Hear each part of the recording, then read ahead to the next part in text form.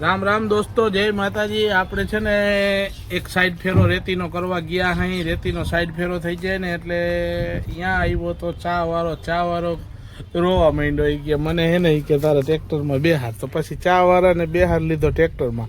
રોયો તું કેવી રીતના? રોયો નહીં? નો રોયો નહીં, ખાલી આ તો મસ્તી કરી હઈ।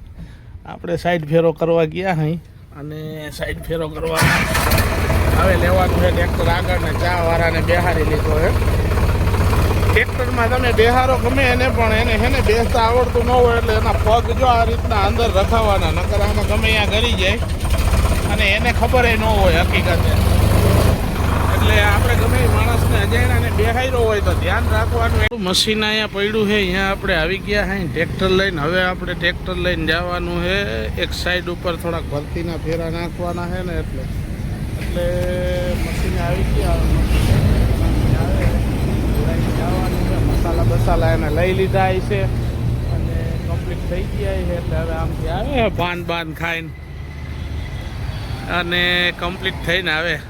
થોડું ઘણું કામ કરવાનું હતું, નળિયું બળિયું ટાઈટ કરવાની હતી, એ કરી લીધું અને મસાલો ખાવા ગયા હતા। વિનુભાઈ આવે છે મસાલો ખાઈને, હવે સીધું મશીન ચાલુ કરી અને કમ્પ્લીટ કરવાનું છે। હાલો વિનુભાઈ, મસાલો બસાલો ખાઈ આવ્યા? આ તો કરો ચાલુ એટલે આપણે જઈએ ઓલી સાઈડ ઉપર 8-10 ફેરા નાખી દઈ। આમાં હે ને નળિયું બળિયું થોડુંક ઢીલું હતું એટલે એને હાથ ભરાઈ ગયા છે। શું કામ કે અમુક ટાઈટ કરવાનું હોય ઝીણા મોટું, એ હાથે જ કરવું પડે, એમાં કાંઈ કારીગર બોલાવવાનું ન હોય।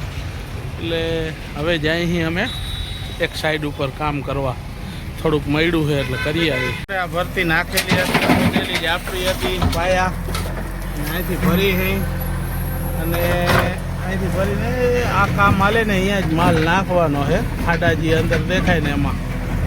એટલે વરસાદ પણ ઝીણો કોક છાંટો પડે છે, પણ આ માલ એવો છે કેરણ નાખેલું એટલે પૂછે એમ નથી અને ગારોય કાંઈ થાય એમ નથી। હવે ટ્રેક્ટરમાં ભરેલું મૂકી દીધું છે, ઓલી બાજુ ઠલવતા હતા ને એટલે જો વાં ઠલવી દીધું છે। અહીંયાથી આમ પડી જાય માલ અને અહીંથી છે ને ડાયરેક્ટ જેસીબીથી માલ નાખવા હતું લેવલિંગમાં આની પાયા બરોબર નાખવાનો છે। એટલે ટ્રેક્ટર રાખી અને આપણે ઊભા છે એટલે કમ્પ્લીટ છે ને હમણાં આનેથી થઈ જાય।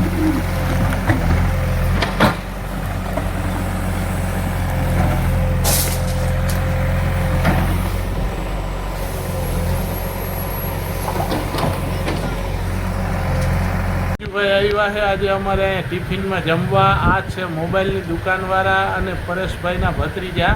હવે અમારે આ ઓફિસ છે ને એમાં આપણી નથી હો, આપણે જ્યાં ટ્રેક્ટર રાખી છે ને એ ઓફિસ છે।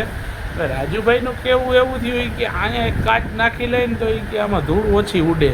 મેં કીધું ભાઈ અહીંયા કાચ નાખવો એમને નડતો નથી, પણ મેન મુદ્દો એ છે કે ગ્રાહકને એમ થાય કે આ માલ મોંઘો વેચતા છે, કેમ કે કાચ નાખેલો છે ને એટલે। ખરેખર એવું કાંઈ હોતું નથી, કાચવાળી દરવાજાવાળી દુકાને રિઝનેબલ ભાવમાં જ માલ જડતો હોય એવું ન હોય। ખરેખર અમુક માણસોને વિચારવાની સોચ એવી છે। રાજુભાઈ તમારું શું કેવું આ બાબતે?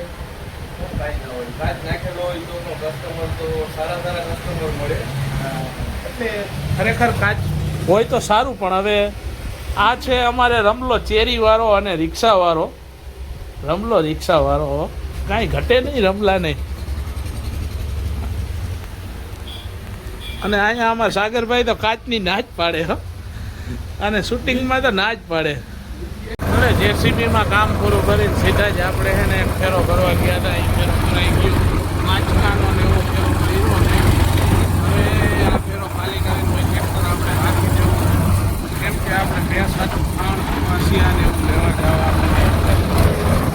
આપણે ભેંસ હાટું લેવા ગયા હતા રાજદાણ। મારા કાકા કે રાજદાણ ખાલી થઈ ગયું છે, એ કે લઈ આવજે સવારે, એ કે ગાયો ગાય કે છે ને પછી મોડું થઈ જાય છે।